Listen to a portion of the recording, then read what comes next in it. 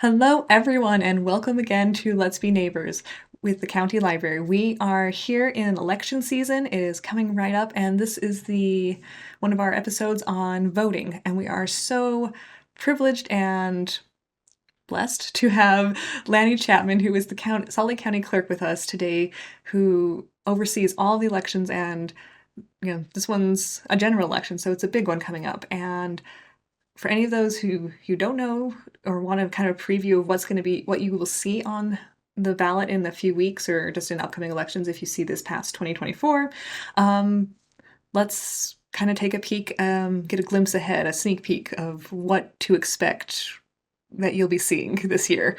So welcome, Lannie. Thank you so much for having me back. So this year, we're having a presidential general election. So that means top of the ticket is the US president on down to many different races for candidates and questions. One thing that's really unique about this year, this will be our first two-page ballot. You heard me right. It's 2 pages front and back. And just because we have so many candidates and so many questions on the ballot, it couldn't fit onto one ballot. So we had to put in two. So when you see two ballots, don't worry, it's there on purpose. One of the unique things that we've done this year just to help our voters and frankly to help us process those ballots is we've written had printed, excuse me, in the right-hand corner, one of two in a teal box and two of two in an orange box on those respective pages, just so that you can keep track of both pages, and when we receive them back, that we can keep track of them both. And so that every vote gets counted. That's important. Because I was like, how do you scan 2 pages? Anyway, so you have a system in place, and that's good. Yeah, it's the first time that we've dealt with this, but we've already we've talked to many other jurisdictions that have already done a two-card ballot. And I think we have some good procedures in place to make sure that we are as efficient as possible so that we can make sure on election night, as many by-mail ballots and in-person votes that have been processed fully can be included on that election night 8 p.m. drop. Okay, so we will see clearly and obviously the presidential candidates and a write-in option, I'm assuming. I shouldn't assume. But what else do we see on the ballot? What are we going to be voting on? Sure. Depending on where you live, throughout Salt Lake County, you're going to be eligible to vote for federal races like the US President and Vice President, US Senate, and House of Representatives. We're also going to see state offices such as the governor, attorney general, state treasurer, state senate, and House of Representatives. Then we're also going to see county offices such as our county mayor, council members, and other county elected officials. And then depending on where you live, you might also have a state or local school board race. On the back of that first page, of page 1 of 2, you're going to see the judicial retention. So that's where you vote on retaining or removing judges. It's really interesting to note that you can look up the judges. They've been peer reviewed by other judges and attorneys that have been in front of them. And you can look up those reviews at judges.utah.gov. Okay, And then, so sorry, I was just going to interject. So I'm like I was formulating the question of like judges. Where do we find out information on that? So you beat me to the punch on that one. apologies. No, that's good. That's really good.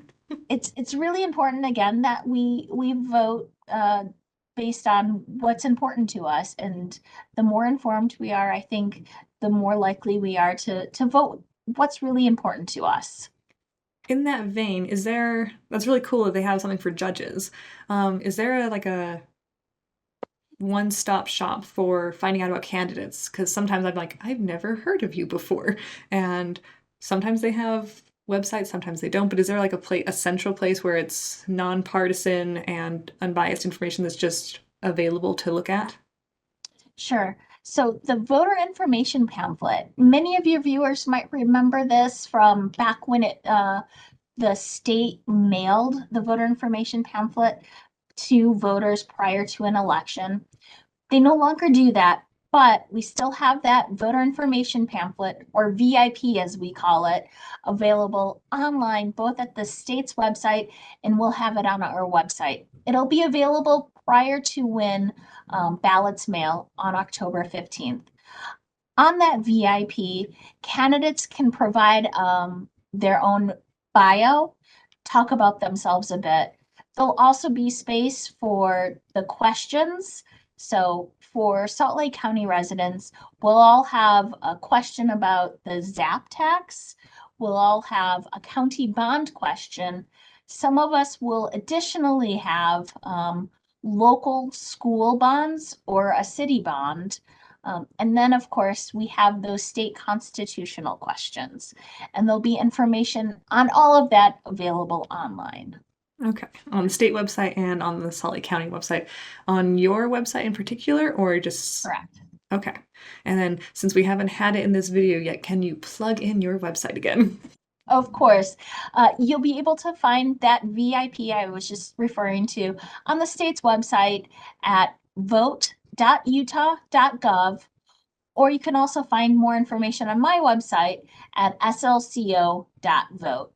From there, you'll find the 2024 general election.